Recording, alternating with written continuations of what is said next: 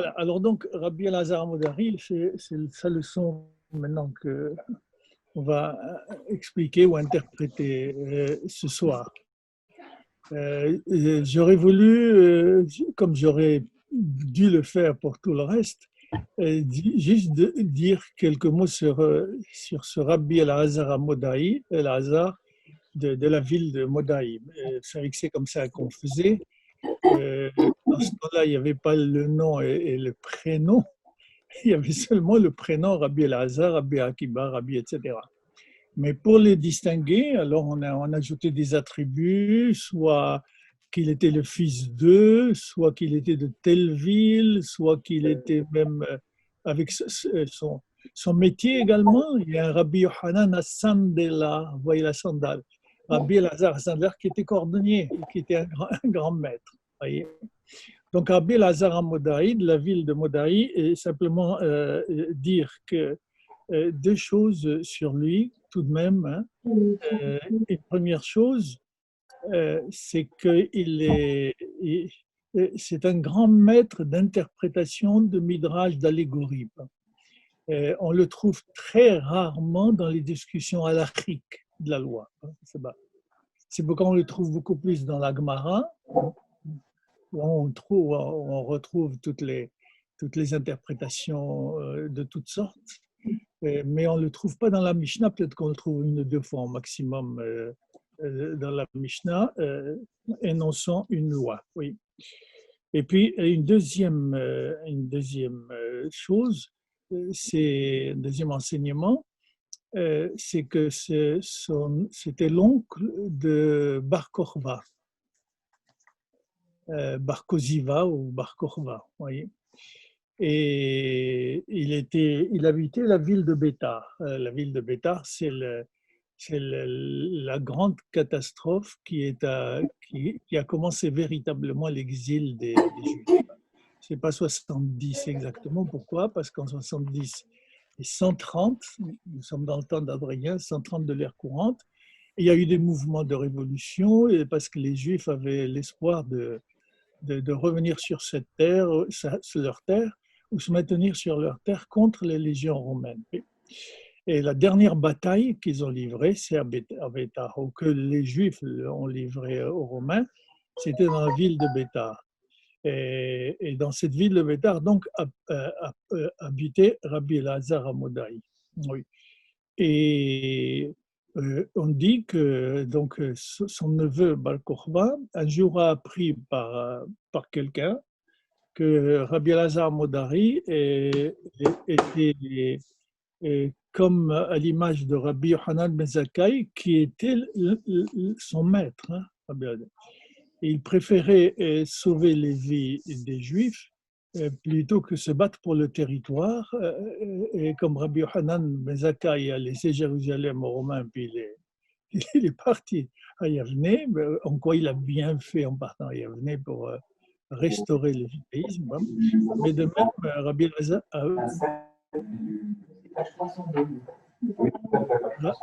Elazar Amodai, oui, pensait qu'il fallait laisser la ville aux Romains plutôt que leur résister, parce qu'il savait très bien que la conséquence serait la défaite. Et quand Bar Kokhba l'a appris, son neveu,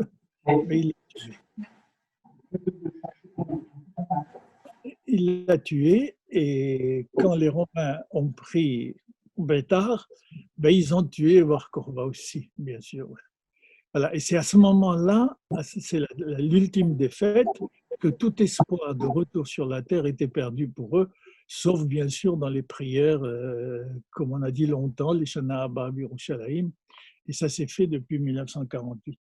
Voilà simplement ces deux mots que je voulais dire de Rabbi Elazar Amodai. Oui. Nous abordons donc ici son enseignement. Et il s'oppose à l'enseignement qu'on a vu la semaine dernière de Rabbi Dosa ben Harkenas. Ce Rabbi Dosa ben Harkenas avait dit donc, avait montré comment à force de rester enfermé dans le monde exclusivement, dans ce monde-ci, on dira en termes hébraïques, c'est-à-dire coupé de tout esprit, de toute signification spirituelle ou n'importe quelle autre signification aussi, oui, ben à force de vivre de cette manière-là, la conséquence c'est qu'en fait, il ne vivait plus dans le véritable monde. Il était sorti du monde, c'est-à-dire il est sorti des conditions véritables de l'existence humaine qui, dans une dimension formidable et constitutive, était le fait qu'il a un corps et qu'il habite dans un monde et ce monde est physique et que ce monde a des lois et dont dans le juif, dont l'homme en général doit tenir compte. Et parce que ces lois ne sont pas simplement des moyens de survivre, voyez, et de subvenir à ses besoins, ce qui est nécessaire bien sûr et inévitable, mais que ce monde avait un sens, il fallait ajouter un sens à ce monde. Voilà. Et à force de courir uniquement, exclusivement sur l'instant et la satisfaction des besoins, ben, il continue à vivre bien sûr et à satisfaire ses besoins, mais il ne vit pas, il est sorti des conditions humaines. Il ne vit pas dans le monde habité par l'humain, hein, qu'il représente, oui, par rapport à l'animal ou au végétal. Rabbi Elazar Moudari est aux antipodes. Il parle de l'autre, hein, exactement, vous l'avez deviné. Il dit ce qui est important, c'est l'esprit, voilà, l'intelligence, l'esprit, mais la matière est absolument secondaire. Hein. Non seulement elle est seconde, mais si encore il disait qu'elle était seconde, elle est tout à fait secondaire. Elle n'a aucune valeur, oui. Et il est dommage, et c'est une perte de temps, que de s'occuper de satisfaire le corps, les besoins, etc. On a besoin de manger, bien sûr, mais ça n'a aucun sens. Ce monde-là ne peut pas porter l'esprit, ni la morale, ni quoi que ce soit. Hein. Voilà l'homme dont va parler Rabbi Elazar Hamodai. Oui. On verra que c'est beaucoup plus compliqué que l'affirmation de différentes philosophies qui s'opposent, qui se contredisent, le spiritualisme et le matérialisme. C'est beaucoup plus compliqué que cela. Il ne s'agit pas ici, entre Rabbi Dosa ben Orkenos et Rabbi Lazar Modaï, de présenter un homme qui est uniquement spirituel. Donc, parce que Rabbi Lazar Modaï, lui, il dit que cet homme est purement spirituel, c'est-à-dire spiritualiste, et qu'il nie la matière et qu'il pense que la matière n'est pas importante, et tandis que l'autre, au contraire, il nie l'esprit. Il dit que le sens et l'esprit ne sont pas importants par rapport à la matière, bien sûr.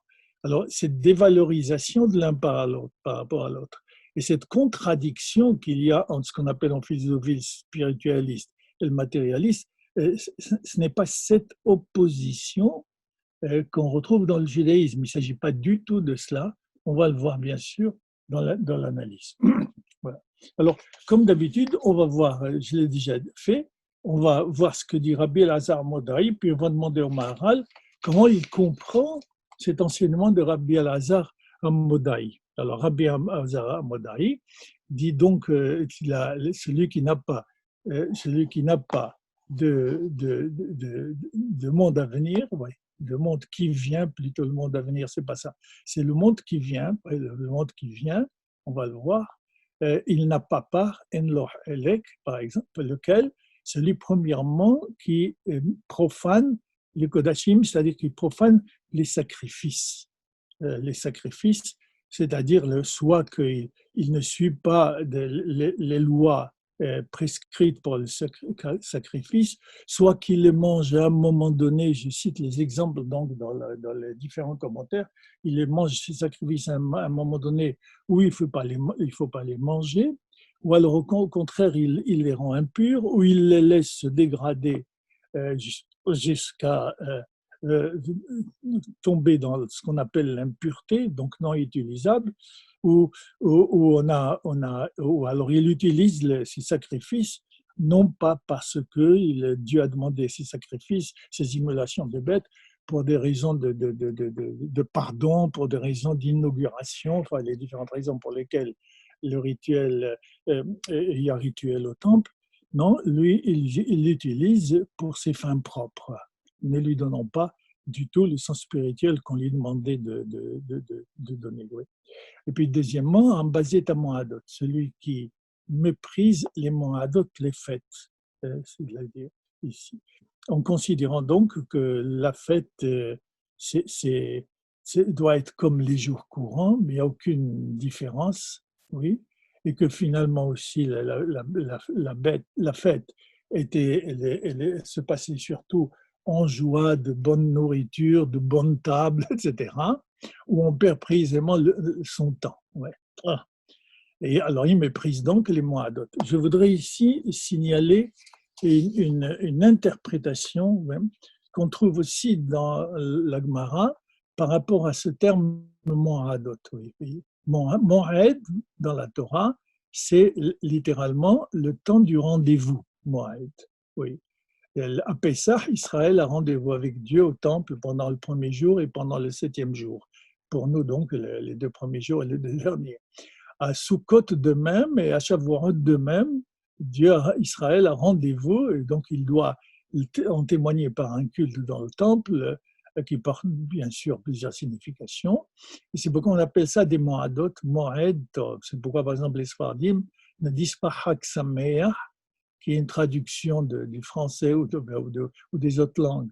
Joyeuse fête, Chag Sameach, non, on dit Moadim, Moadot, on peut avoir les deux au pluriel, Moadim les Simha, voilà, les fêtes sont faites pour la joie. Et ben, cette joie, précisément, réintégrée par les Sfardim, que cet homme-là, ce spirituel ou spiritualiste, refuse pas. Et c'est cela qu'il méprise. Seulement, il y a des interprétations de ce mot qui nous permettent de lire que cet homme-là méprise non pas les fêtes seulement, oui, mais les Holam Moed, c'est-à-dire les mi-fêtes. Oui. Et bien sûr, qu'est-ce que cela signifie, oui? S'il méprise les fêtes, à plus forte raison, méprise-t-il les mi-fêtes?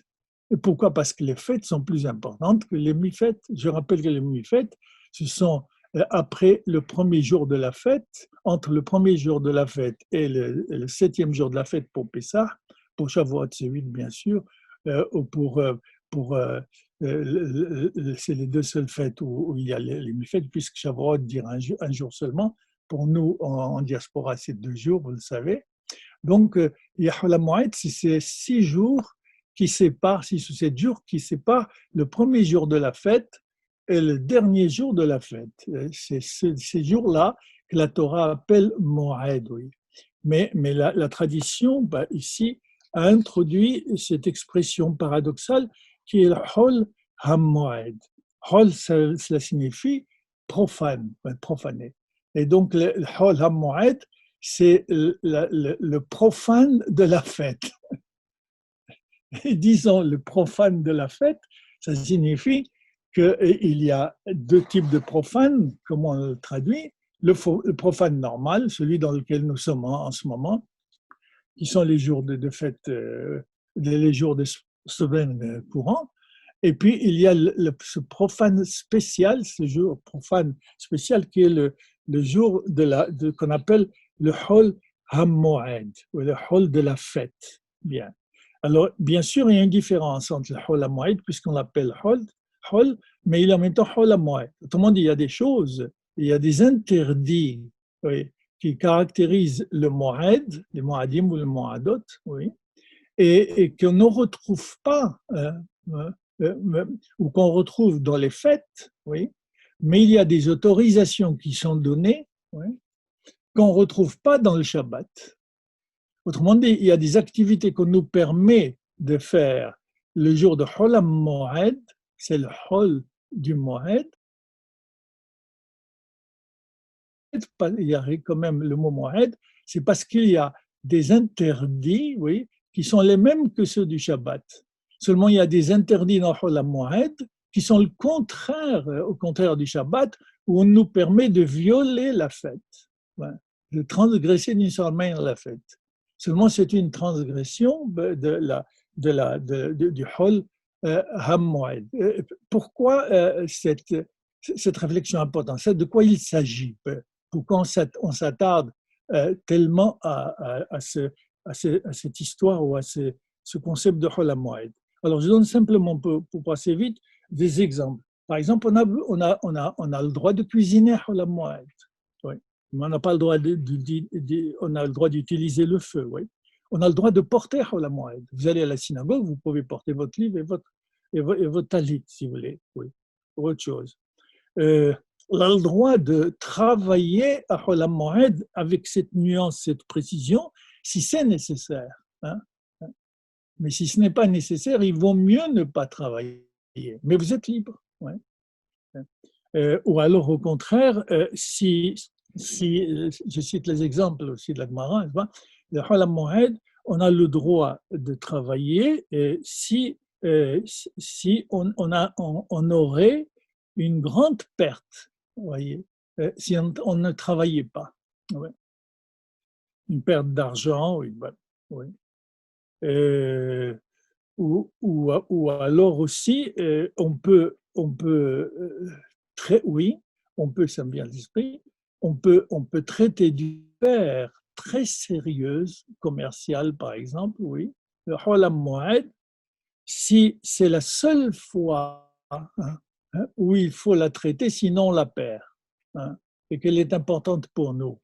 Et tout ça, vous ne le trouvez pas à Shabbat, bien sûr. Tout ça, c'est une violation de Shabbat. Oui.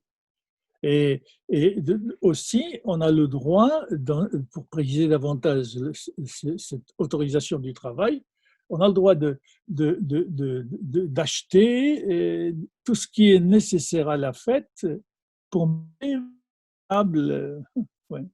On a le droit de faire des achats, oui. Et on a le droit donc de nous occuper, Hol HaMoed, d'embellir encore plus la table. Oui. Et il y a des meubles Hol HaMoed si c'est pour embellir davantage la fête. Oui. Mais tout ça, vous ne le trouvez pas à Shabbat. Et pourtant, il y a des choses interdites le Shabbat qui sont interdites aussi pendant le Hol HaMoed. Oui. On a aussi, mais seulement en Israël cette fois-ci, oui. Mais énormément d'exemples, pas la peine que je m'étende. En Israël, on a le droit de travailler si c'est un travail d'utilité publique. Oui. Je ne sais pas moi, les ponts, les chaussées, oui. On a le droit en Israël d'aller vérifier aussi les canalisations d'eau, oui. Par exemple, pour voir s'ils marchent bien, oui. Oui. On a le droit d'inspecter les routes à Hol HaMoed, mais seulement en Israël, attention, oui. Parce que ça devient public cette fois-ci, ce n'est plus individuel. On a le droit, enfin, pour terminer, mais il y a encore d'autres exemples, on a le droit même d'inspecter les cimetières, s'il le faut, à Hol HaMoed. Voilà, ouais. Voilà. On voit que tout cela,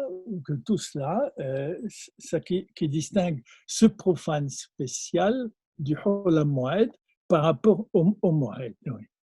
Alors, ce qui est intéressant ici, ça va encore nous permettre de comprendre davantage cet homme la signification de ce mépris qu'a cet homme, non seulement de Moed, mais de Hol HaMoed. Oui.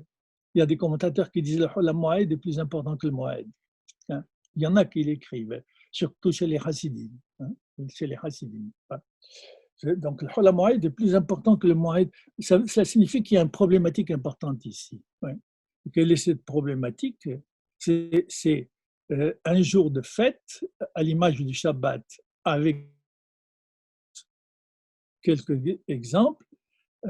On voit que tout cela varie avec les individus. C'est l'individu qui, au Hol HaMoed, décide d'ouvrir ou de fermer son magasin pour une raison ou une autre. C'est lui qui juge véritablement s'il en a besoin ou pas. Hein. C'est lui qui juge s'il faut travailler ou pas. Hein. C'est lui qui juge si, en ne travaillant pas, la perte serait grande pour lui. Autrement dit, ce n'est plus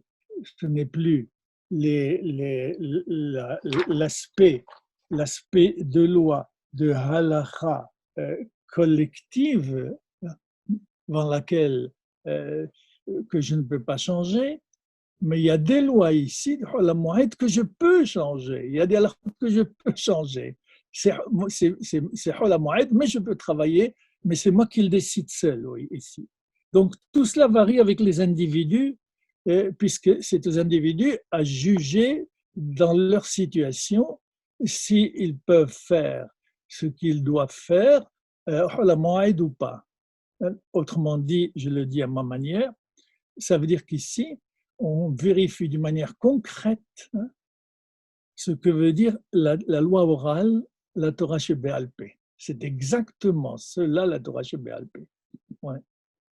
Chacun décide lui-même, selon la place et à son désir, et surtout la force qu'a la situation dans laquelle il est, de le pousser précisément à réagir lui-même, en le décidant lui-même, pas arbitrairement, bien sûr. On a une raison, on réfléchit, et puis pas de mauvaise foi. Bon, je ne peux pas faire autrement, bien sûr. Là, il ne faut pas abuser de ces autorisations et du sens que la tradition donne à la moelle. Donc, agir selon son besoin, son désir, au sein de la fête, au cœur même de la fête. Oui, c'est-à-dire au sein de la spiritualité de la fête. Il y a une liberté relative qui est laissée à l'individu qui doit décider lui-même de la loi. Vous vous rendez compte, ce genre ne peut pas le faire avec la halakha de Shabbat ou la halakha du Moed. Oui. Mais voilà que c'est un Moed, mais on l'appelle Hol parce que c'est l'individu lui-même qui juge quelle serait la halakha dans sa situation lui-même. Mais c'est exactement, là vous mettez le doigt exact, c'est exactement cela que signifie la Torah Shebéalpé, la loi orale. Et j'ai dit tout le temps, la Gemara, ce n'est pas la loi orale. La Gemara, elle est écrite selon les principes de la loi orale. On a un principe ici. Oui. C'est les individus eux-mêmes, pour nous, bon, c'est les rabbins, qui décident de la halakha. Mais on a un texte biblique, mais ce texte biblique n'est pas explicite. Il ne précise pas comment, ni pourquoi, etc. en général. Oui. Et c'est pourquoi les rabbins qui vont, nos sages, qui vont interpréter eux-mêmes, oui, et non seulement donner signification, mais décider de la pratique par rapport à la misva dans la Torah, qui est impossible à réaliser, puisque c'est Dieu qui l'a dit, donc elle est absolue en tant que telle, comme on a dit la dernière fois. Ouais. On a ici, donc, voilà pourquoi certains commentateurs, ils ont raison, introduisent dans le mot Moed le Holam Moed particulièrement.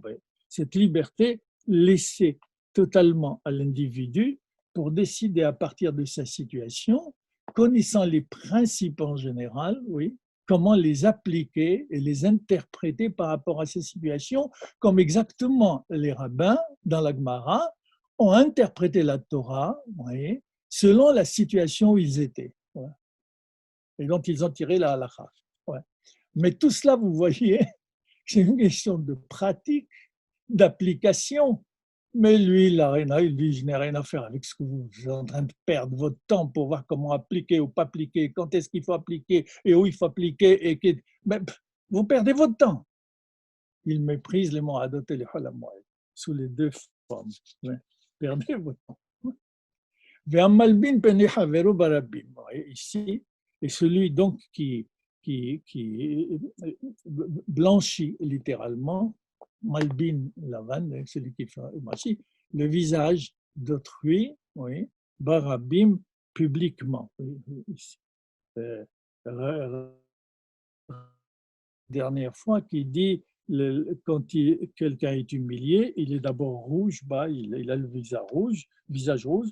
Ensuite, on l'a vu la dernière fois, ensuite le rouge est remplacé par le blanc. Hein, et on interprète ainsi, il ne faut pas rester au niveau de la couleur, parce que c'est comme ça que ça se passe, c'est comme ça que ça doit se passer. On a une description ici, mais il ne faut pas s'arrêter à la description. Hein. Vous humiliez, son visage devient rouge, il devient blanc. Il devient rouge, ben oui, parce que ce rouge, comme on l'applique à Dieu, quand Dieu se met en colère, eh ben, il a le nez rouge également, passez-moi l'expression. Donc le rouge, ça signifie la colère, oui, la colère. C'est-à-dire la colère éprouvée, sentie à partir de la honte qu'il ressent bien sûr à cause de l'humiliation que lui fait subir l'autre. Oui. Tandis que ce qui est beaucoup plus grave, c'est le blanc, c'est la deuxième étape, c'est le blanc, ça signifie, c'est là où intervient véritablement l'humiliation, c'est le blanc, c'est la vie intérieure. Ils se sont touchés dans son identité. Celui qui est humilié publiquement, ils se sont touchés, mis en question dans ce qu'il a de plus cher lui-même, dans ce qui le définit le plus profondément, c'est son identité. Et c'est cela qui est grave. Qu'il se mette en colère, c'est normal, mais bien sûr, on n'a pas le droit de le faire. Mais ce qui est grave, c'est que cette colère qu'il refoule, au contraire, qui explose, là, ne va pas résoudre son problème définitivement, il va porter cette blessure intérieure tout le temps. Et il pourrait ne jamais l'oublier, même si l'autre lui demande pardon. Et oui, cet homme dont parle Rabbi Elazar Amodari, il dit le rapport à l'autre, le visage, etc. Tout ça, c'est absolument secondaire. Oui, oui. Qu'est-ce qu'on a besoin de perdre le temps là-dessus? Oui. Et puis, on verra ce que le Maharal va nous dire sur ce plan-là. Oui, oui. Et puis, l'alliance d'Abraham, bien sûr, elle est, elle est violée. Il se moque ou il est violé dans l'alliance d'Abraham, mais il n'entre pas dans l'alliance d'Abraham, toujours avec le même esprit. On ne voit pas ce qui ajoute à la circoncision dans le rapport spirituel. Pourquoi faire? Surtout que veut dire l'alliance, c'est lié à Dieu à travers la circoncision. Et on peut penser que ça encore, ça le touche davantage, voyez, et il trouve que cela c'est encore beaucoup plus grave, parce que c'est juste dans la partie du corps que les gens considèrent la plus matérielle, la plus, oui, c'est cette partie-là que le judaïsme, à partir d'Abraham, utilise, emploie, en la marquant, oui, pour signifier l'alliance, celle d'Abraham, par laquelle il entre dans le peuple. Ouais, on verra ça. Par rapport à Dieu, Bérit. Celui qui révèle, qui dévoile, voyez, des visages dans la Torah qui ne sont pas selon la halakha, qui ne sont pas selon la loi, mais bien sûr, puisqu'il y a la loi, qu'est-ce que j'ai besoin de donner des visages à la Torah, c'est-à-dire d'interpréter, de donner des significations, des manifestations de signification, le visage, des manifestations de signification, des traductions de signification de la Torah, si c'est pour la halakha. Je vous dis, moi, que la halakha, c'est revenir à la matière, c'est revenir au corps, c'est revenir à la réalité physique, que tout cela est une perte de temps. Il vaut mieux méditer, réfléchir et rester en rapport avec l'esprit.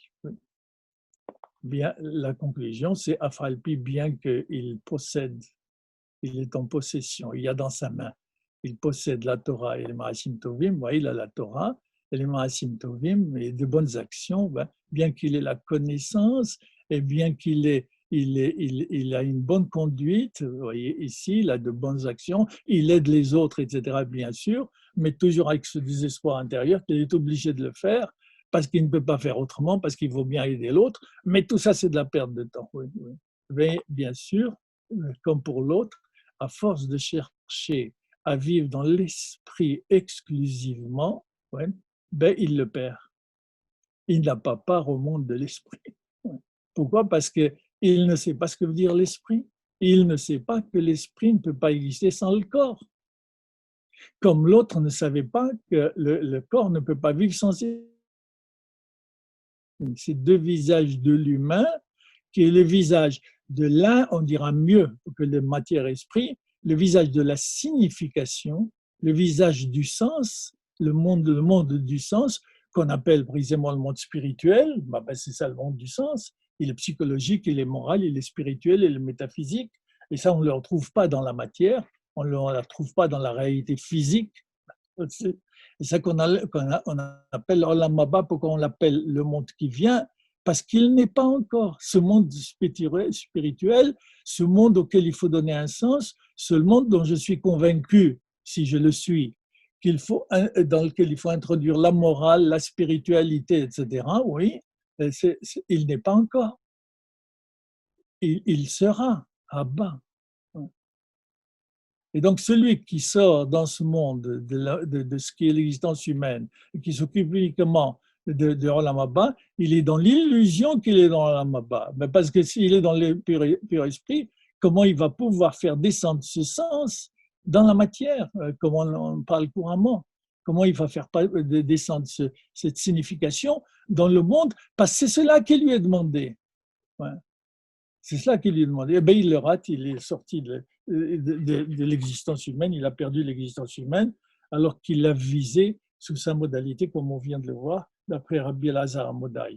Voilà donc le texte. Maintenant, on va voir comment le Maharal de Prague nous demande de le comprendre. Oui. C'est-à-dire finalement, quelle est l'interprétation que donne le Maharal de Prague. Oui. Alors, il le donne en 4 parties, c'est-à-dire à 4 niveaux. Il y a un premier niveau, et il va le dire, et tout ça, tout cela que a mentionné Rabbi Elazar Modai, ils sont l'inverse du premier, comme j'ai dit tout à l'heure. Oui.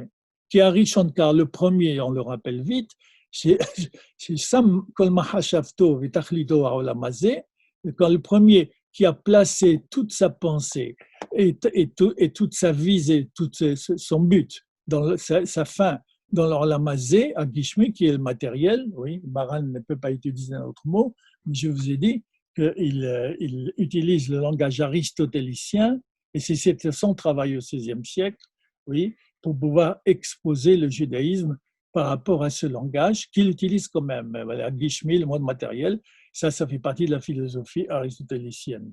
Bien que Aristote ne méprisait pas la matière, oui. Mais le mot matière, par rapport à l'esprit, c'est un couple qu'on retrouve dans le discours aristotélicien. Et cela, dont parle Rabbi Elazar, c'est le contraire. Parce qu'il pense qu'il ne veut se diriger, il ne veut tenir compte que Rak. Ahar, après, suivre donc après, à Sechel, l'intelligence. Kol Davar, il méprise toute parole, tout événement, toute chose, le mot Davar, oui, qui contient un terme, un élément, vous voyez, matériel, gishmi, klal, général, oui. Patrice, vous montez un peu le texte, s'il vous plaît.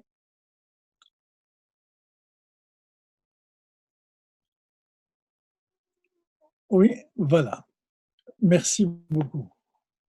On était là. Hein. Alors, tout ça, de nouveau, il répète, oui. Donc, je saute. La clé de Varim et louche l'indivisé voilà. Et c'est pourquoi donc ces paroles, oui, il ne veut pas en tenir compte parce que c'est méprisable à ses yeux. Ce qui est méprisable à ses yeux, c'est toute affaire qui a rapport avec l'économique, avec la achila, la nourriture, puisqu'il y a économie, parce qu'il y a un système digestif. La nourriture, l'économie, c'est la nourriture, oui. C'est la satisfaction du besoin, voyez. C'est une idée qu'on appellerait aujourd'hui, bien qu'il y ait une différence, un abîme entre les deux, une idée marxiste, que toutes les structures sociales, politiques, etc., intellectuelles, ne sont que des reflets du système des besoins, ne sont que les reflets donc de l'univers économique. Et c'est la structure économique qui se projette dans l'art, dans la littérature, dans l'histoire, dans le langage, dans l'esprit, dans la philosophie, dans l'idéologie. Oui. Vous voyez ici ce que le Maharal a compris là-dessus. Donc tout cela tourne autour de l'économique. Oui. Et il méprise l'économique. Pourquoi faire? Oui. Mais car et de même, celui qui méprise les moradim les fêtes. Oui. Maintenant, il est en train d'interpréter celui-ci. Celui qui méprise les fêtes. Chez Omar, parce qu'il dira qu'il y a moradim parce que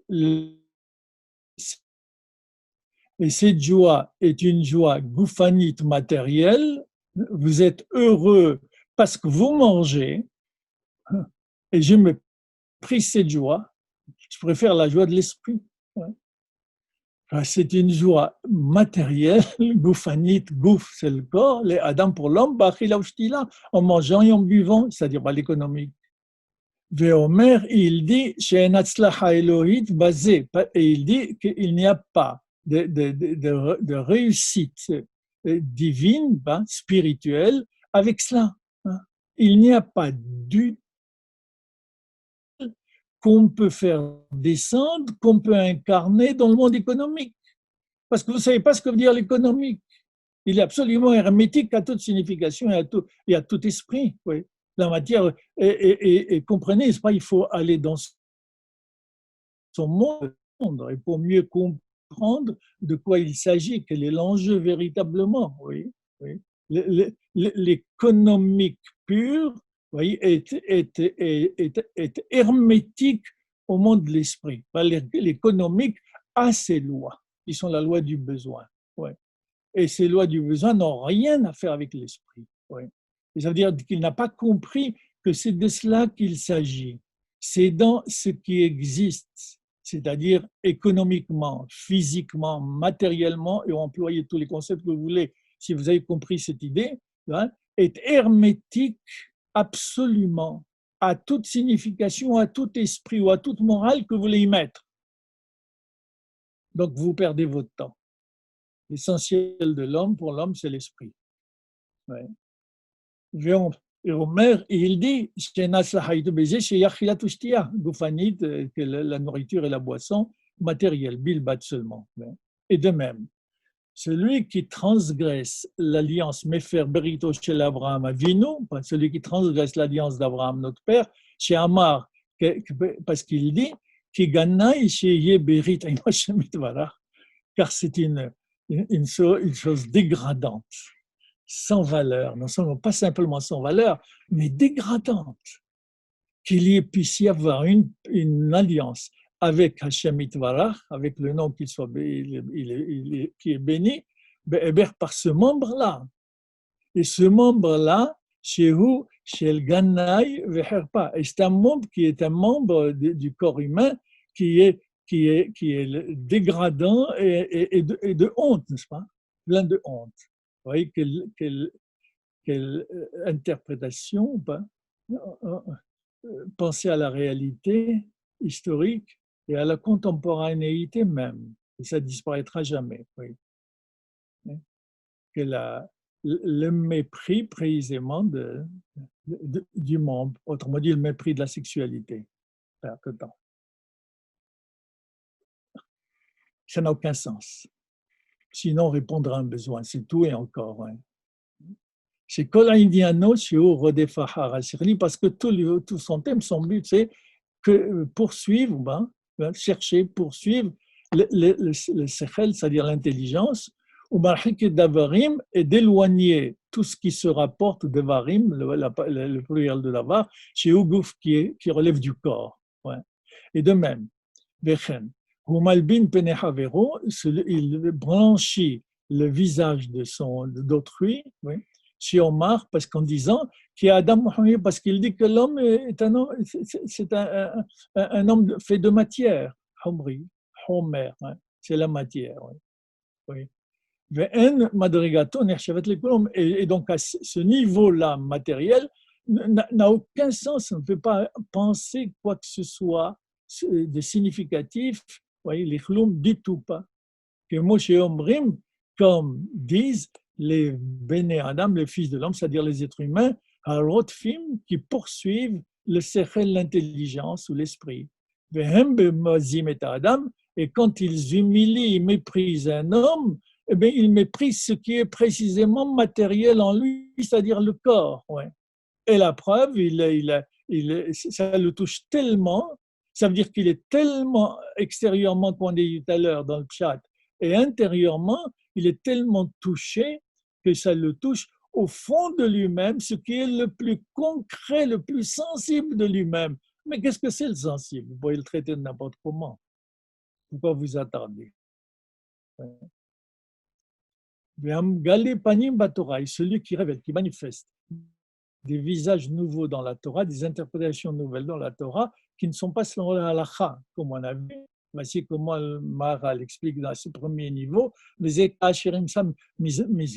Geshmiot Batorah, qu'est-ce que ça signifie pour le Maharal? Quand il lit la Torah et qu'il trouve des commandements qui se rapportent à la matière, oui, des commandements matériels, hein, concrets, économiques dans la Torah, mais Galepaim Vanim, non, il va les interpréter, hein, pas selon la loi. Parce que s'ils interprètent selon la loi, ben, il va se contredire, parce que le but de la halakha, le but de la misva précisément, c'est de faire descendre la parole divine dans ce qui est matériel. Et ça va le gêner. Alors il a la Torah, on a vu ça. Et bien sûr, il a la Torah et les Maasim Tovim. Mais quelle Torah il a? Il lit la Torah sur le plan purement spirituel. Vous voyez ici la manière délicate de parler aux chrétiens. Les Juifs sont attachés à la loi et nous, les chrétiens, on est à l'esprit. C'est bien que les Juifs n'ont rien compris à la Torah. C'est quand même intéressant au moment de la Renaissance où le Maharal a conscience de cela, oui. C'est lui qui révèle. Et ça veut dire que pour lui, le chrétien ne connaît pas la Torah. Il a perdu la Torah. Et à force de vouloir chercher le pur esprit, l'esprit par rapport à la loi, à la halakha, puisqu'il dit finalement le temps de la loi est passé, c'est fini, il faut vous aimer les uns les autres, on n'a plus besoin de la loi. Il y a ça, c'est une interprétation extérieure, étrangère à la lecture que le juif doit avoir de la Torah. Et quelle lecture il doit avoir de la Torah? D'après cette première série d'interprétations du Maharal, c'est quand il lit la Torah. C'est pour pouvoir trouver le moyen de faire descendre ces lois de la Torah dans la réalité. C'est ça, étudier la Torah. À quoi ça sert d'étudier la Torah pour savoir le sens du Shabbat, et puis on est tellement emballé par le sens du Shabbat, on ne comprend pas pourquoi il faut l'appliquer tous les jours. Allons, pas. C'est contradictoire. Pourquoi? Parce que la Torah me dit qu'il faut faire descendre la parole divine, la morale, les valeurs éthiques qui sont dans le ciel. Il faut les descendre dans ce monde physique. Tu manges, bien sûr, tu manges comme l'animal. Tu digères comme l'animal, ça, il n'y a pas de problème là-dessus. Mais seulement toi, tu es un être humain. Ton travail, c'est de savoir ce que veut dire manger. Et c'est là que tu te distingues de l'animal qui pourtant digère de la même manière que toi. Ouais. C'est ça donc, d'après le Maharal, révéler des visages nouveaux, ouais, qui ne sont pas selon la halakha. Parce que précisément, il met en question la halakha. Il lit la Torah sur le plan spirituel pur. Et tout cela, le Maharal le répète donc, c'est à cause de la poursuite qu'il a après le sechel, exclusivement, mais il s'éloigne du matériel. Oui. On monte, Patrice, il y a encore à monter. Voilà, oui, bien, merci. Oui. Et on dit, et ces hommes-là, celui qui dit cela, il dit que tout le sujet, le thème de l'homme, tout ce doit s'occuper de l'homme, tout ce à quoi l'homme doit passer son temps, Inyan, de réflexion, ici, c'est à Askala l'intelligence seulement, ou l'esprit seulement. Il dit Sechel pour dire l'esprit. Parce que également, c'est aristotélicien, oui. L'intelligence, on dira la réflexion. Bilbat seulement. Parce que c'est comme cela, dit-il, qu'il atteindra, Yagia, le monde futur. C'est comme ça qu'il atteindra l'esprit, le véritable esprit, en s'éloignant de la matière. Ouais. Nous sommes bien dans une critique implicite du christianisme. Ouais. Et puis toutes les spiritualités. Ouais. C'est comme ça d'ailleurs qu'on a couru après les Juifs, et c'est comme ça qu'on a accusé les Juifs de ne rien comprendre à la Torah qui est spirituelle. Oui. Et parce que nous sommes attachés à la loi, à la loi, à la loi.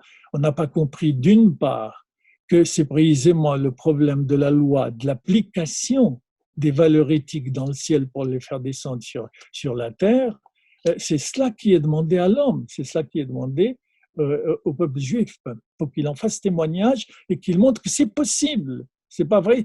Les deux mondes ne sont pas étrangers, hermétiques l'un par rapport à l'autre. Je vais montrer la preuve qu'ils ne sont pas hermétiques. Je peux le faire. Je mange comme il faut manger. Oui, oui. J'agis comme il faut que j'agisse. Oui. En référant mes conduites à des valeurs spirituelles.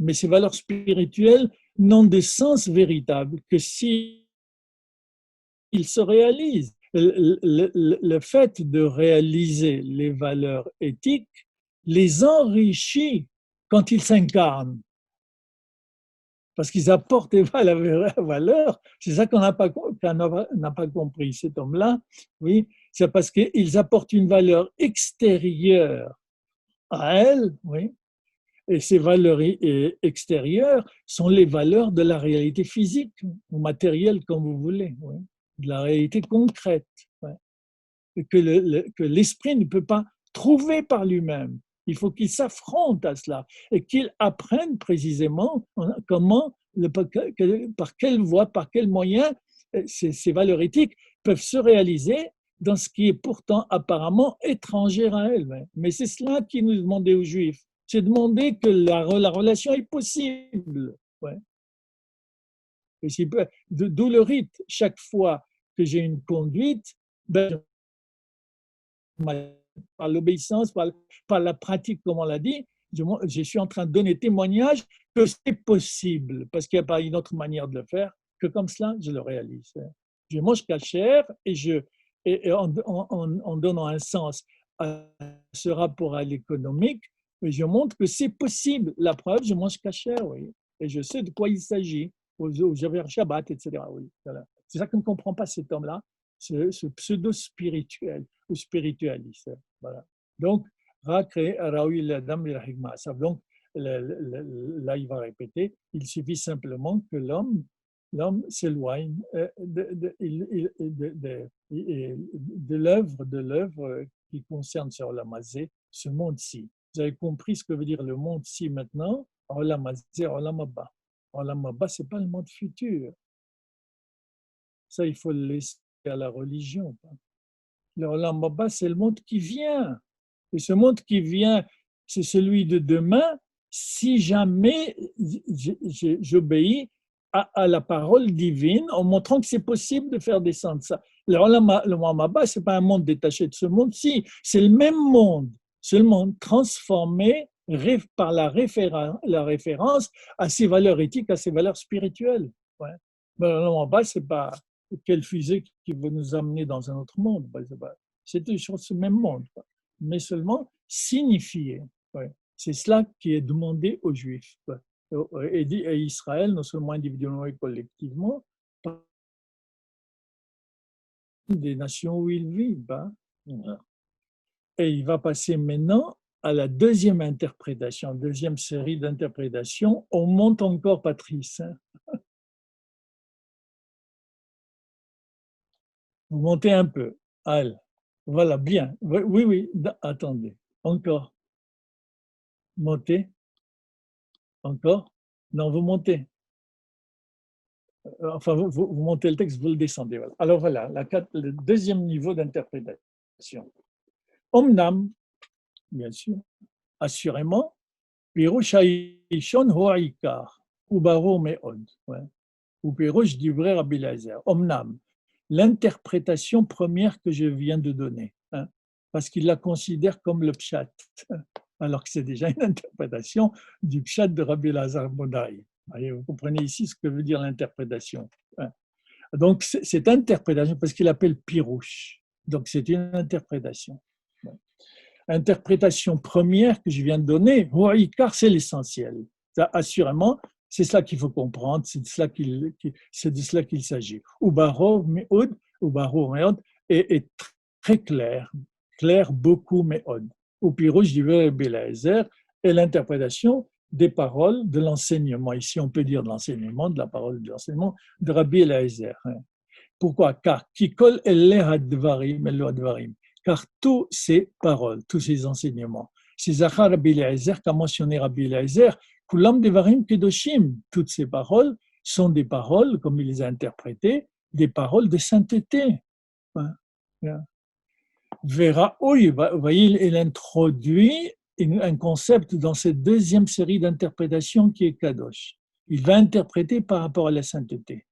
Et il dit, Véraoui, il est connu, pas, il est convenable, si vous voulez aussi, des traductions difficiles, Véraoui, qui a choté, celui qui faute, Bahem, dans cela, il est en train, c'est-à-dire ce monde, cet homme qui vise le monde spirituel du monde, pour lui en tant que monde de sainteté, bien sûr, il est exclu du monde de la sainteté quand il fait cela. Quand il ne s'occupe que de la spiritualité, en pensant que c'est ça la véritable sainteté, mais non, au contraire, c'est là qu'il sort, qu'il quitte, qu'il est exclu, et qu'il ne vit pas du tout dans le monde de la sainteté. Vézé, et ça, qui est Shlecha Ladarat, voilà. Deuxième interprétation, donc deuxième série. Ça, qui est Shlecha, il y a pour toi, car, yesh, il y a, lecha, pour toi, c'est l'expression qui veut dire tu dois. Il y a pour toi. Mais pourquoi en français on dit tu dois, parce qu'on ne peut pas traduire autrement, on voit les difficultés de la tradition, et pourquoi en hébreu pour dire tu dois, dit yeshlecha ladaat, tu dois connaître, tu dois connaître. Mais non, c'est pas du tout le même monde. Ce sont deux mondes absolument différents qui ont un discours différent pour la même action, c'est-à-dire une vision du monde différente. C'est exactement comme je cite un exemple très simple, pas la peine d'aller plus loin, c'est exactement le jeu d'échecs. Vous changez le déplacement de la reine, je sais pas, du fou, de la tour, et vous êtes obligé de changer absolument tout le système. Alors ici, la même chose, il faut que tu saches, la multiplicité d'interprétations, il faut que tu saches, il y a pour toi. Autrement dit, il faut que tu comprennes toi par rapport à toi. Il y a, indépendamment de toi. Il y a. Mais on te dit, il y a pour toi. Quelle signification ça a pour toi, ce il y a? Il y a pour toi. Et comme c'est il y a pour toi, et toi tu dois connaître et comprendre ces choses-là par rapport à toi, eh bien tu le dois, parce que tu ne peux pas comprendre autrement que comme tu le dois toi. À ce moment-là, on peut traduire par tu dois en français, mais en réintégrant cette manière de comprendre, encore une fois, le devoir ici. Il y a, bien sûr, il y a. C'est comme on dit par exemple le verbe avoir, yeshli. En hébreu, on ne peut pas dire j'ai. On dit yeshli, il y a pour moi. Ben exact, parce que c'est comme ça que ça se passe. Et ça décrit, c'est ça qu'on appelle la Shona Kodesh, ça décrit exactement de quoi il s'agit. Ce dont il s'agit. Et ce dont il s'agit, c'est là, il y a le monde, oui, mais il y a, ça indépendamment de toi. Mais en fait, l'expérience que tu en fais, ça ne peut être que l'expérience qui te caractérise à toi, pas à l'autre. Elle est unique. Il y a pour toi, c'est ce monde-là dans lequel tu vis, tu ne connais que le monde tel que tu le connais, tu le vis toi. Il y a pour toi. Et donc, tu ne peux pas faire autrement. Tu dois assumer cela. Donc, il y a pour toi la da'at, à connaître, tu dois connaître, que celui qui profane les kodashim, les sacrifices, les offrandes au temple. Il est normal maintenant, ici, au nom de la sainteté, il est normal qu'il n'ait pas de part au monde, dans Olam Abba, le monde qui vient, oui, mais c'est Olam que le Maharal donc qualifie de Kadosh. Il n'a pas part au monde de la sainteté. Ouais. C'est où Kadosh. Venivdal minagouf. Il se sépare du corps. Ouais. Et le Olam Abba, oui, le Olam Abba, il est entièrement un monde de sainteté, sainteté totale. Oui, oui. Et il va expliquer bien sûr ce que ça signifie, mais on peut déjà dire quelques nuances là-dessus. Le monde de la sainteté, oui, c'est pas un monde purement spirituel, oui, bien sûr. Oui. Le monde de la sainteté, c'est précisément ce qu'on appelle en français la sanctification du monde. C'est ça qui est demandé. Et la sanctification du monde, c'est-à-dire la possibilité d'incarner, de faire descendre dans la réalité ce qu'elle ne peut pas produire par elle-même et qui est différent d'elle. C'est ça la véritable Kedusha. Kadosh, ça veut dire séparé. Mais précisément parce que c'est séparé, apparemment, qu'on demande de les mettre en relation. Et la Kedusha, donc, c'est ce dialogue ou cette incarnation, comme on peut l'appeler, par les gamins. De même, celui qui méprise les fêtes ou les demi-fêtes, Shem Kedoshim, qui sont des temps de sainteté, oui. Des temps de sainteté, bien sûr, qui me permettent de comprendre le Moed, ouais, d'arrêter le travail, ouais, précisément ce qui me permet de faire descendre l'éthique dans la réalité. Par exemple, pour Shabbat, d'arrêter mon travail pour pouvoir mesurer, réfléchir sur ma manière à moi, ce jour-là, en m'interdisant d'intervenir dans le monde, je suis en train de trouver la voie par laquelle j'affirme que je suis différent de ce que je suis en train de réaliser du monde, et pourtant, je suis en train de manger et d'avoir la joie de la nourriture, et je suis au contact, comme on dit dans les Zmirot de Shabbat, je suis au contact de la viande, du vin, etc., partout. Je suis dans la réalité existentielle. Mais c'est Shabbat, je suis en train de faire descendre cette signification dans le monde du travail, dans le monde économique. C'est ça qu'on appelle la Kedusha. Ce n'est pas l'exclusion de la matière et la fermeture sur soi pour se consacrer au monde spirituel pur. Oui. Kedirtiv, la preuve, dans Vaïkra, dans le 3e livre de la Torah, chapitre 23, on dit bien Elle Mo'adeh Hashem Mikrae Kodesh. Voici les fêtes du Seigneur, oui, Hashem, Mikrae Kodesh, qui sont des appels à la sainteté. Oui, oui. Et parce qu'il, précisément, il méprise ces choses-là, qui sont des mondes de sainteté, il ne sait pas ce que veut dire le monde de la sainteté. Oui. Il est normal on conclut qu'il n'a pas part au Olam chez Kadosh. C'est-à-dire, il ne peut pas, en s'occupant de l'esprit seul, dit le Maharal, ouais, prétendre qu'il atteint l'Olam Abba, ouais, qu'il a réalisé l'Olam Abba. Non. L'Olam Abba, le monde qui vient, c'est ce monde-ci qui se montre capable, grâce à la volonté humaine, à la bonne volonté de l'homme, de porter le monde spirituel. Ouais. Vechen, de même, on monte. Ouais. De même, Améfer Berito, celui qui transgresse l'alliance d'Abraham, notre père, oui. Abrit Hazé ou Berit Kodesh. Cette alliance, c'est l'alliance de sainteté. Comme les rabbins, les sages, ont fixé dans la bénédiction de la Mila, de la circoncision, l'alliance, Asher Sam, qu'il a placé Bibsarenu dans notre chair. C'est un signe, Berit Kodesh, un signe de l'alliance de sainteté, oui. Un signe de l'alliance de sainteté, oui, précisément parce que ça apparaît être l'organe le plus méprisable, alors que c'est l'organe le plus important dans l'homme. Puisque c'est par là que se fait la transmission, ouais, et c'est par là, précisément, c'est normal qu'on intervienne dans l'organe qui est la voie de la transmission, ouais, et c'est normal parce que c'est par cette voie-là qu'on obéit à la loi de la procréation, autrement dit, pas de la reproduction, de la procréation d'un être qui va continuer notre histoire parce que nous, on n'a pas eu le temps ou on ne pouvait pas la réaliser. On est toujours au commencement de la réalisation qu'on laisse en héritage à nos descendants. Ouais, et c'est ça qu'on représente l'alliance de la circoncision.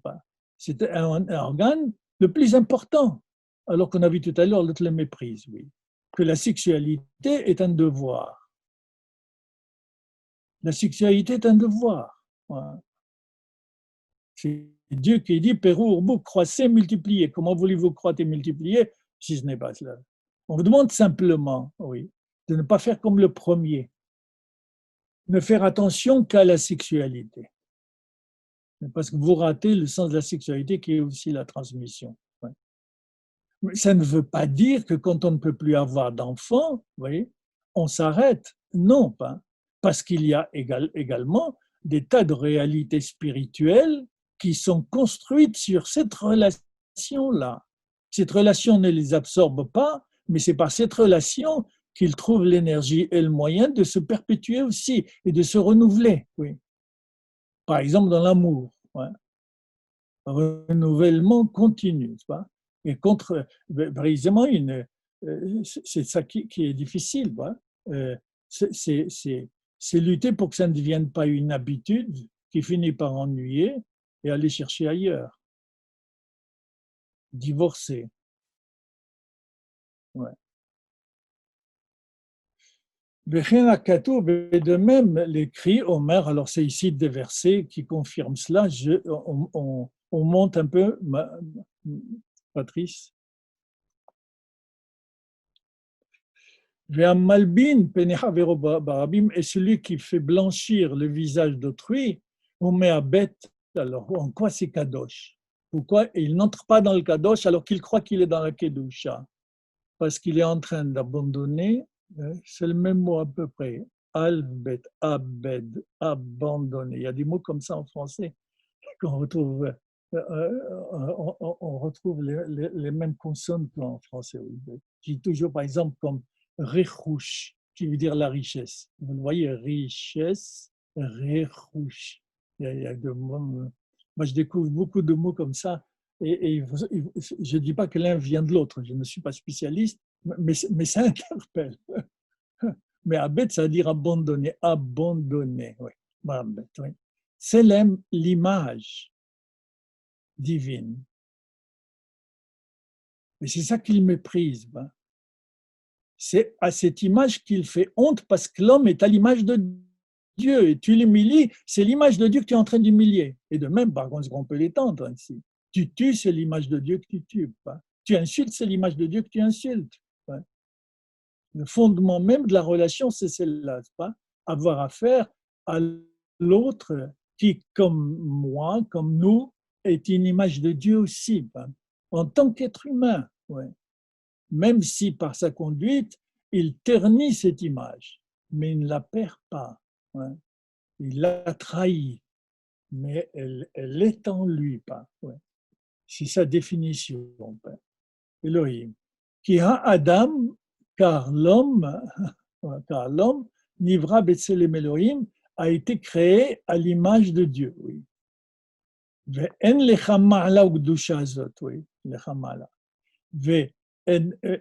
tu n'as pas, il n'y a pas pour toi, yesh, yeshilia, aïn lecha, il n'y a pas pour toi, dans le sens où on vient de le dire, ma'ala, une hauteur, une importance, ici, chez Ugdusha et de sainteté, cette sainteté, dans toutes les autres créatures, animales, végétales, tout ce que vous voulez, oui.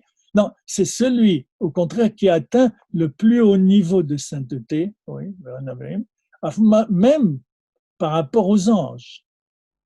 Malachim Aram, même les anges supérieurs.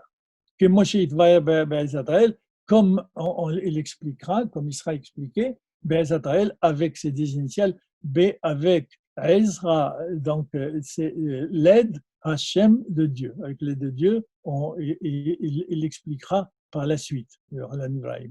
Vous voyez donc ici que l'homme atteint une Kedusha non seulement avec les créatures qu'il précède dans l'histoire, mais également avec les créatures supérieures, avec l'ange. Oui. Parce que l'ange est purement spirituel. Ce n'est pas le plus haut niveau de la Kedusha. C'est l'homme qui est corps et esprit. C'est lui qui peut savoir ce que veut dire la Kedusha. La Kedusha, oui. C'est pourquoi on dit Mekadesh. Mekadesh, c'est-à-dire ajoute une signification, en ajoutant une signification à ma conduite, à cet objet sur lequel j'agis, ben, c'est comme ça que j'entre dans la Kedusha. Ouais, ouais. Quand je respecte l'autre, je suis dans le monde de la Kedusha. Je suis en train de montrer que l'homme est capable de respect. D'autant plus que l'autre que je respecte est à l'image de Dieu. Permettez-moi de préciser simplement Betselem, oui. Vous voyez ici, comme dans certaines langues orientales contemporaines de l'hébreu, oui, oui. Mais comme en arabe, c'est lem, en arabe c'est dalm, dalm, c'est le même mot, pas dalm, c'est lem, dalm, ici. Et le Midrash dit précisément aussi, avec de multiples interprétations qu'il donne à cette définition de l'image divine, oui, que veut dire que l'homme est à l'image divine, oui. L'homme est à l'image divine. Qu'est-ce qui est divin dans l'homme? Mais concrètement, quand on dit Betselem, ça veut dire littéralement, oui, que Dieu a créé l'ombre, a créé Dieu à l'ombre de Dieu. Il a été créé à l'ombre de Dieu. Alors ça veut dire bien sûr à côté de lui. Mais oui. Non, l'image de l'ombre. L'homme a été créé à l'image de l'ombre de Dieu. Passez-moi l'expression, si comme Dieu s'était mis devant une lumière, et cette lumière a projeté sur le sol l'ombre de Dieu, et Dieu a créé l'homme à l'image de cette ombre de lui. Et comme ça, on signifie sa valeur et en même temps sa différence par rapport à Dieu, le Tselem. C'est ça qu'on appelle le Tselem. Maintenant, concrètement, que veut dire le Tselem Elohim? Ça veut dire la volonté infinie. Ce qui est divin dans l'homme, ce n'est pas la raison, c'est sa volonté qui est infinie, c'est la volonté seulement qui est infinie. Elle peut pas se satisfaire entièrement selon son exigence infinie. Oui, je ne peux pas tout, mais je peux vouloir tout. Tandis que je ne peux pas penser tout. Je ne peux pas non penser à n'importe quoi. Ouais. Là, ma volonté, cette volonté infinie, c'est pourquoi ce que Dieu demande, c'est notre volonté, et que notre volonté soit sa volonté à lui, comme on dit dans le Pirkei Avot.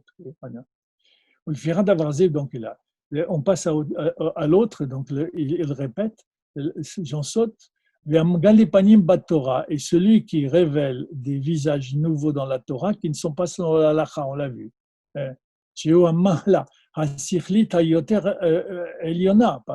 Car interpréter la Torah par rapport à la halakha, savoir comment je vais réaliser ce que je connais, ce que j'ai compris, ça c'est la hauteur, le niveau intellectuel le plus haut, le niveau spirituel le plus haut.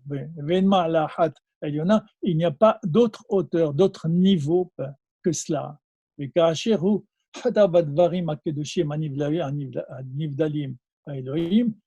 il faute dans ces choses-là, ces paroles, ces enseignements, ces choses qui sont saintes, Anivladim, qui sont séparées En raoui sheyeh lo helek ba'olam hanivdal hakadosh.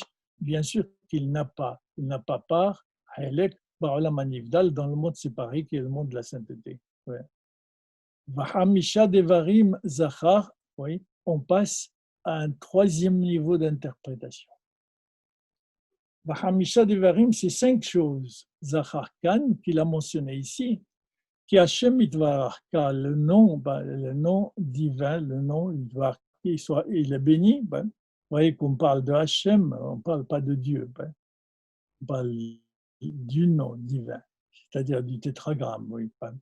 Bara Olamo a créé son monde Beshem Yah, par le nom de Yah, Yud et He. C'est un des noms divins, comme vous dites, Alléluia. Ouais. C'est la moitié du tétragramme, Yud et He. L'autre moitié, c'est Vav et He. Oui. Alors, mais seulement on dit que le Midrash dit, Dieu a créé le monde, son monde, par le nom de Yah, Yud et He. Qui est Olam Abba, parce que le monde qui vient, oui, Nivra Beyod, il a été créé avec Yod, ouais, par le Yod. Pourquoi? Parce que le Yod, c'est le signe du futur en hébreu. Donc l'Olam Abba, le monde qui vient, est des sens futurs. Hein. Il est devant nous. Pourquoi? Il dépend de notre volonté de le réaliser ou non. Pas. Ouais. L'Olam Hazé, et ce monde-ci a été créé par le He de son grand nom, Yud et He. Le monde qui vient, Olam Abba, et ce monde-ci. C'est ça que Dieu a créé. Et si les deux lettres sont liées dans son nom, c'est que ces deux mondes sont liés l'un à l'autre. Ils ne peuvent pas être séparés. Oui. Et pourquoi c'est le He qui désigne l'Olam Hazé? Parce que le He, comme le Yud, c'est le futur, le He, c'est la détermination, c'est l'article. Vous dites Shulchan, c'est la table. Un Shulchan, ce n'est plus une table, n'importe quoi, c'est cette table qui est devant vous, pas cette table-là. Oui. Donc, il y a le monde de la détermination, qui est ce monde-ci, il a ses propres lois, et il y a le monde qui vient, c'est-à-dire il y a finalement, Olam Abba, c'est le projet, et ce projet est de nature future, puisqu'il n'est pas encore réalisé. Mais on nous demande de ne pas les séparer. Shem Yah, c'est la moitié. Ou le Firar, c'est pourquoi Yesh Hamisha Devarim, il y a 5 choses, Asher Madal Ramal Kol Alamazé, qui est dans le degré et sur au-dessus de ce monde-ci. Comme le He, Hazot, chez Bachem, chez Ukadosh, comme le He, comme je viens de le dire, qui est dans le nom divin qui est Adosh.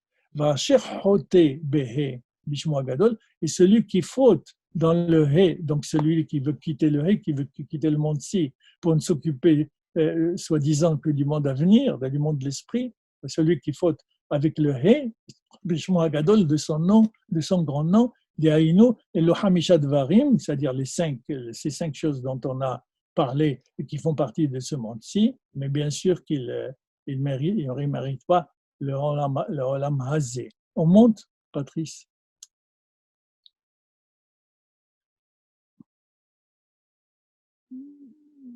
Voilà. Voilà. Voilà. Et quand l'homme a faute à ce propos, alors il abandonne, il est exclu de Yud. C'est la lettre par laquelle, qui est le signe, le symbole de Dieu, de ce monde qui vient. Car quand le He pas, quand le He n'est pas, n'existe pas, est effacé du nom à Gadol, oui, c'est-à-dire ce monde-ci, on l'exclut parce qu'on est pseudo-spirituel, et d'ailleurs, le yod ne sert plus à rien. Oui, donc, il n'y a pas d'Olam Abba parce qu'il sort de Olam Hazé. Et ces choses-là sont connues de ceux qui comprennent. Troisième interprétation. Voilà. Ici, avancez, Patrick. Ouais. Voilà. Oui. Ah, ouais. Ouais. Pardon. Alors, redescendez. J'ai oublié de souligner. Je vais. Ouais, allez-y, encore. Ouais, ouais. Je vais vite, oui. Alors, troisième intervention, et il faut que tu comprennes ces cinq choses, cinq enseignements, qui sont 5 degrés qu'il y a dans l'homme, qu'il y a dans le monde. Hayhad, 1, donc troisième interprétation, Kodashim, c'est-à-dire les sacrifices. Au Missad, Kedusha, mais quel est l'aspect du sacrifice dans le premier, c'est-à-dire dans l'aspect du sainteté dans les sacrifices, Missad Kedusha, Halabema, parce qu'il touche cette forme de la vie qui est la forme animale. Chez qui est dans ce monde-ci. Oui. Donc, cet enseignement, il se rapporte au monde le plus humble, le plus élémentaire. Via Moadim et les fêtes, qui ont été créées pour éclairer dans le 4e jour de l'organisation du monde, donc cela se rapporte au monde des constellations. Je vous avais dit que le Maharal s'intéresse beaucoup à l'astronomie. Via Mila, et la Mila, la circoncision, qui est dans le corps de l'homme, qui est Adam, ça c'est le corps de l'homme, car l'homme est composé de 2 parties, oui. La circoncision qu'il a placée dans sa chair, Penikret Berit, elle est appelée alliance, Bassar de la chair, que Moshe Anu Omrim, comme on le dit dans le jour de la Mila, Ve'al Beritecha, même dans le Birkat Amazon, Ve'al Beritecha, sur ton alliance que tu as marquée dans notre chair. Ouais. Adam, ça c'est le premier aspect de l'homme. Celui qui blanchit le visage d'autrui, et Misad Hayel Kassieni, c'est la deuxième partie de l'être humain, chez Adam et Aranim, qui reçoit des niveaux spirituels, chez Adam parce qu'il n'y a pas dans l'homme quelque chose de plus grand, plus haut que ces hauteurs, ces sens spirituels, bien sûr, Rakaselem, si ce n'est dans l'image qu'il a, qui est l'image divine. Mais Alzé Amar, et c'est pourquoi il a dit, celui qui blanchit le visage d'autrui, chez Atselem Hubifnim, car le Tselem, ça confirme ce que je disais tout à l'heure et ce qu'il a répété, car l'image de Dieu, elle est à l'intérieur, elle n'est pas à l'extérieur. L'humiliation, oui. Ça, c'est la deuxième partie de l'âme. Et celui qui révèle des visages de la Torah, qui n'est pas son halakha, oui, la Torah, la Torah, il ne comprend pas que la Torah et les commandements, nous, mais ils n'ont été donnés, c'est-à-dire le monde éthique, le monde des valeurs, c'est le monde de la transcendance, au-delà de ce qui est, oui, puisque ça doit être, oui, et que ce qui doit être ne peut pas être tiré de ce qui est, oui. Voilà, donc c'est pourquoi il y a cinq enseignements de Rabbi Azar Modaï. Ce sont les 5 parties du monde, les 5 niveaux à partir desquels, donc ici la béhéma, l'animal, dans le sacrifice, les 5 niveaux où doit descendre la sainteté. Oui, voilà. Voilà. Et on avance donc. Oui. Pour la synthèse, oui. Ouais.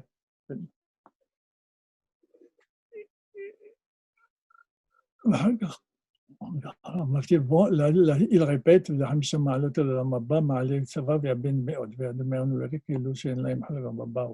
alors, oui, alors dans la dernière interprétation, il met cela en rapport. Je le résume pour pouvoir commencer pour faire la conclusion et notre réflexion là-dessus, une réflexion synthétique. Et il met en rapport ça avec un chapitre de Sanhedrin qu'on appelle Perek Helek, qui parle du monde à venir précisément, il est en messianique. Sanhedrin, feuille 90, page 1. Oui. Et on l'a fait dans le cours de Shabbat. C'est bon pour ceux qui se souviennent. Et voici ceux qui n'ont pas de part au monde à venir. Oui. Ceux qui n'ont pas de mandat à venir. Par exemple, ceux qui disent que la Torah n'est pas du ciel. C'est-à-dire qui nient la révélation, qui nient que le monde éthique est transcendant au monde réel, au monde de la réalité. Oui. Le monde éthique consiste à obéir à des valeurs que je ne tire pas de la nature et de ce qui est, mais qui sont supérieurs et transcendants par rapport à ce qui est. Et comme je disais tout à l'heure, c'est ça qui est demandé à l'homme, de faire descendre ces valeurs transcendantes dans l'immanence, en sachant qu'elles ne descendront pas entièrement, que les valeurs morales que je vais transcendantes, que nous faisons descendre par les misvot, les halachot, dans ce monde-ci, n'épuisent pas la valeur comme telle. Oui. Et à travers l'histoire. Il y a simplement un progrès dans la réalisation, hein, mais ce progrès n'arrivera jamais à réaliser, à incarner les valeurs telles qu'elles sont, pas dire la valeur morale. Voilà aussi un autre dialogue, une forme de dialogue que le Maharal mène avec le christianisme. Hein.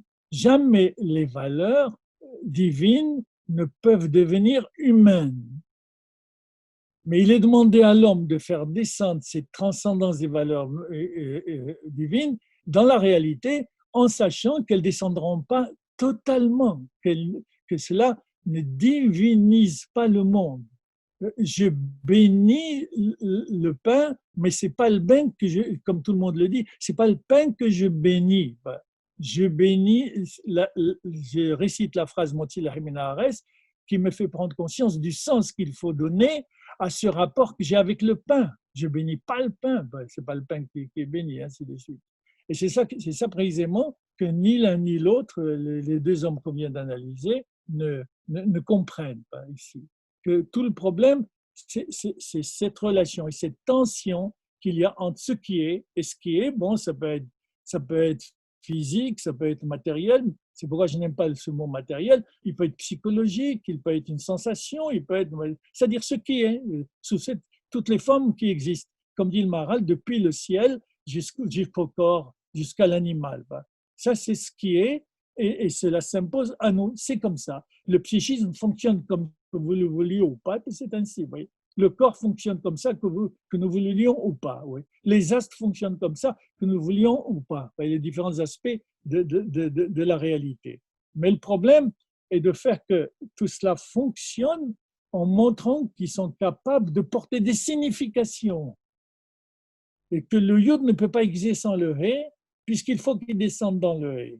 Mais le hé ne peut pas exister sans le yod, parce qu'il faut qu'il montre qu'il est capable de porter le yod. Ouais. C'est pourquoi c'est une partie des noms divins. Vous voyez, donc, le reste, bon, c'est la répétition aussi, le développement de ce qu'on vient de dire.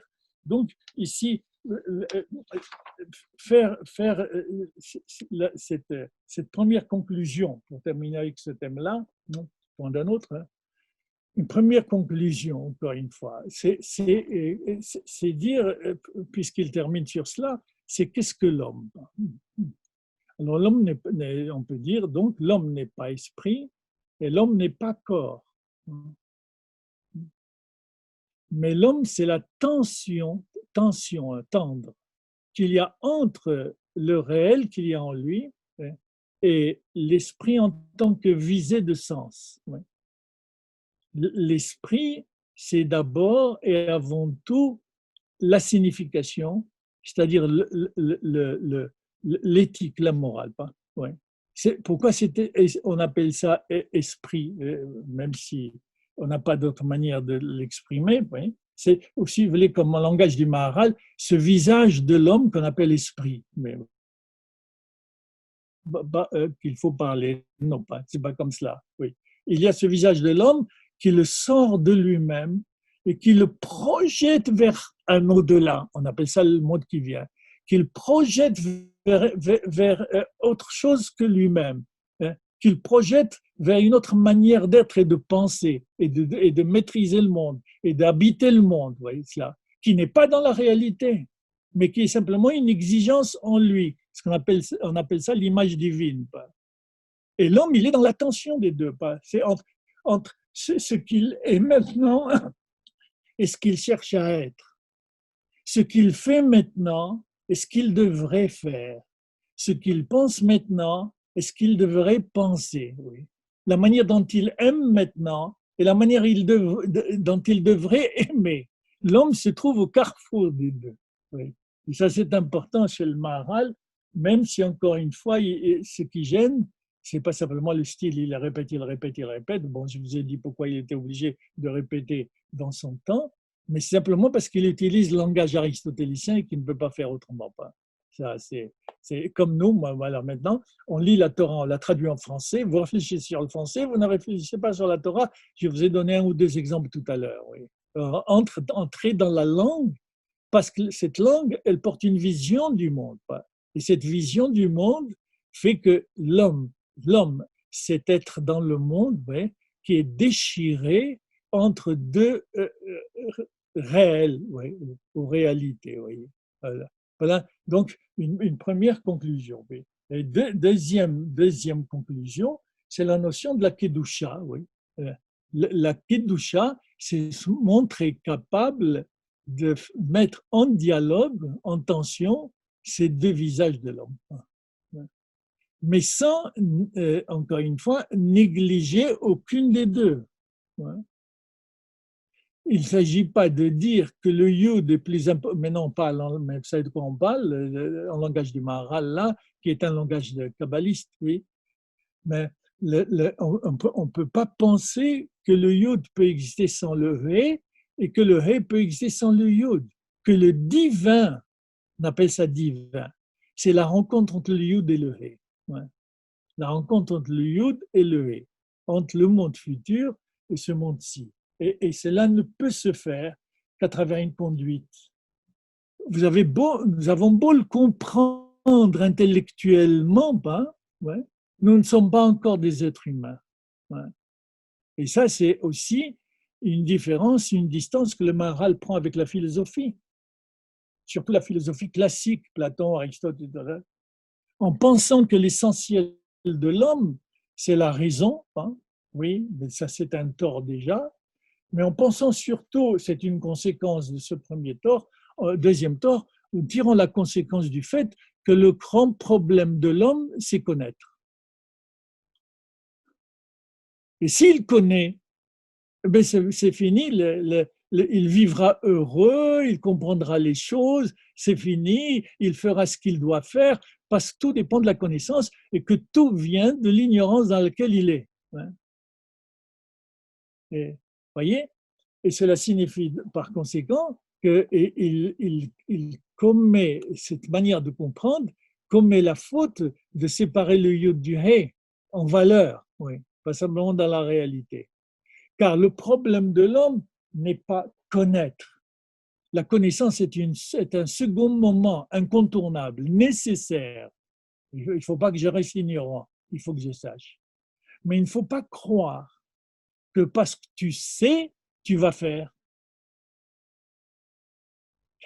C'est pas parce que tu sais quelque chose que tu vas le faire. Tu sais qu'il ne faut pas mentir, tu mens. Et tu sais qu'il ne faut pas mentir. Donc on a tort de croire qu'il suffit de connaître les choses pour les réaliser. Parce que si on n'arrive pas à faire ce qu'il faut faire, c'est par ignorance. Et on réduit, comme on dit en philosophie, on réduit la faute à l'erreur. La faute, c'est une dérive dans la conduite. La faute, c'est mentir, etc. Oui. L'erreur, c'est une faute dans l'intelligence. J'ai dit 2 font 8. Et l'erreur est différente de la faute. Mais dire qu'il suffit de connaître pour bien faire, ça veut dire que la faute n'est qu'une erreur. Donc celui qui fait une faute, il faut le renvoyer à l'école pour qu'il arrive à penser. Si vous attrapez Hitler, il s'est trompé et il faut qu'il retourne à l'école pour apprendre ce que veut dire le bien.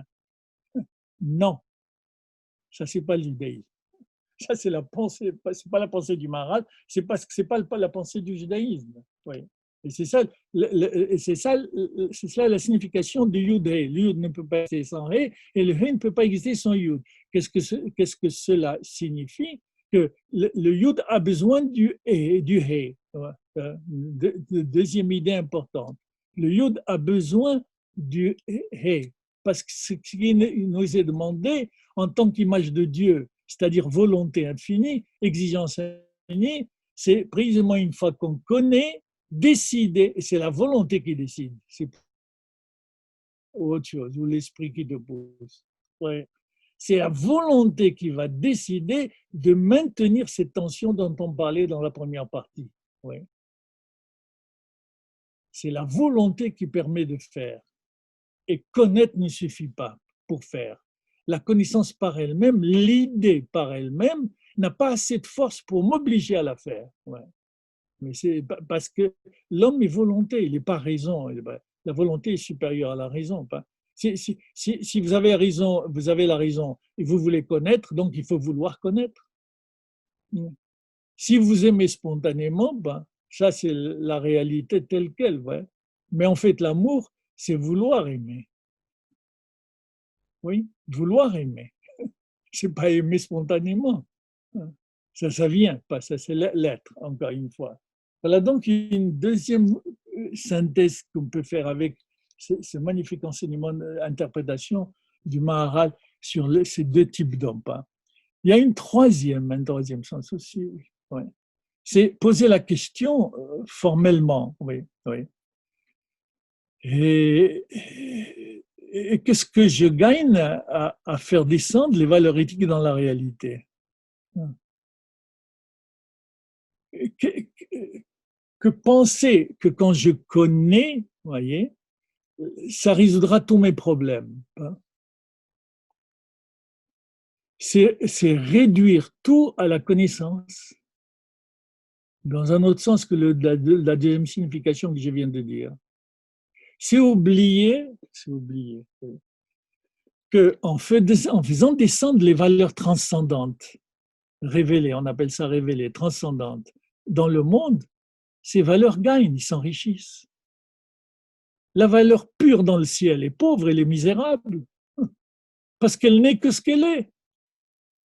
Et elle tourne sur elle-même. La justice, c'est la justice qu'il voulait faire. L'amour, c'est l'amour. L'égalité, le partage, la solidarité, l'égalité, la liberté. Tout ça, c'est des valeurs qui sont ce qu'elles ont. On appelle ça les anges. Elles sont ce qu'elles ont. Et un ange, dit le Midrash, ne peut porter qu'une fonction. Il ne peut pas porter deux fonctions, deux rôles dont Dieu le charge, mais un seul rôle. Effectivement, la liberté ne peut être que la liberté, elle ne peut pas être égalité. Parce qu'égalité, c'est autre chose.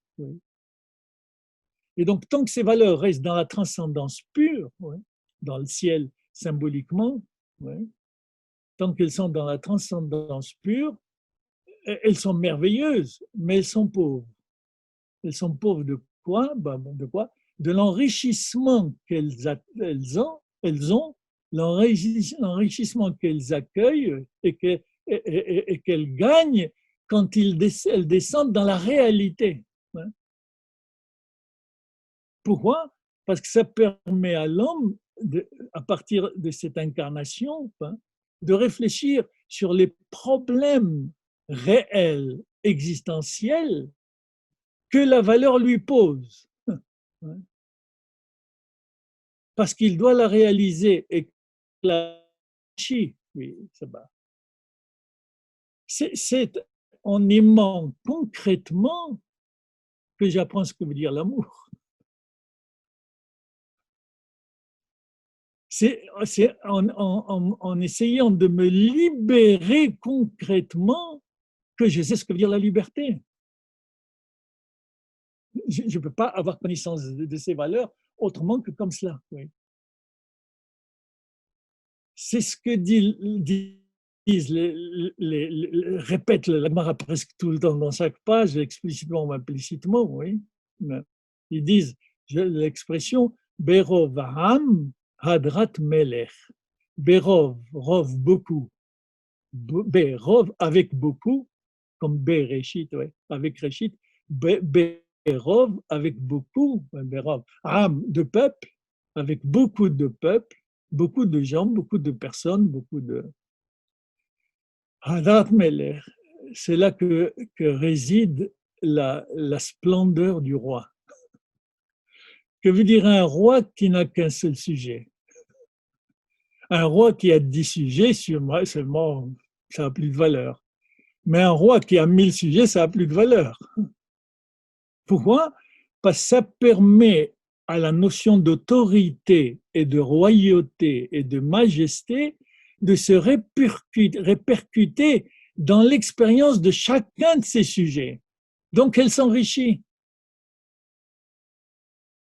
Et donc, l'application, ben, je pense au rite, par exemple, oui.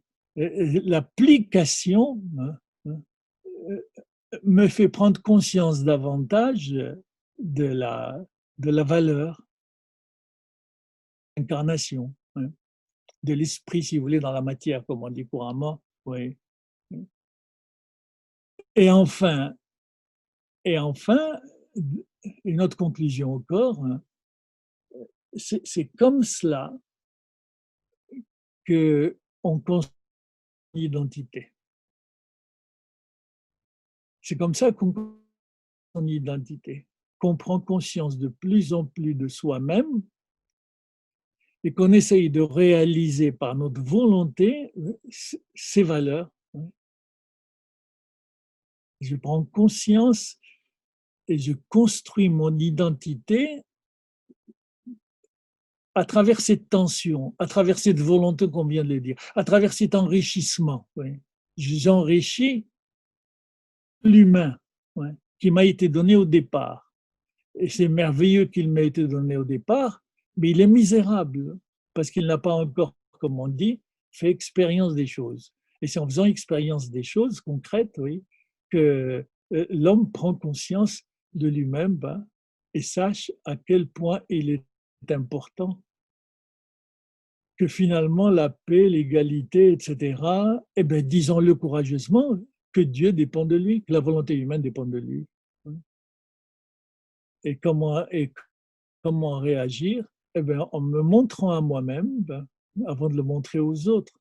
On appelle ça le témoignage. Le peuple d'Israël au sein des nations, en montrant aux autres, dans ce que je fais, dans ce que je pense, dans ce que j'aime, etc., dans ce que je dis, oui. Dans toute relation intérieure ou extérieure, vous voyez, quel que soit l'objet de cette relation, ouais, il est là, que je vis dans le véritable monde, qui est le monde humain. Je ne sors pas du monde parce que le corps, disons-le entre guillemets, le corps m'aura exclu de ce monde en m'absorbant, ou parce qu'au contraire, l'esprit m'aura exclu de ce monde, et cette existence humaine, en m'absorbant totalement. C'est-à-dire, sortir de ce monde, c'est-à-dire ne plus être capable de cette tension, hein, dans l'équilibre toujours instable, et à refaire continuellement, ouais, dépend de la décision humaine. Ouais. Et vous comprenez pourquoi la Gemara dépense des pages et des pages et des pages pour définir exactement le rite à propos de chaque conduite. Ouais. Pour ne pas trop donner au corps, comme on l'appelle philosophiquement, au moral de Prague, pour ne pas trop donner à l'esprit. Que cette conduite soit exactement la convergence entre les deux, autrement dit, c'est par le rite que je me replace dans le véritable existence humaine. Ouais. Voilà.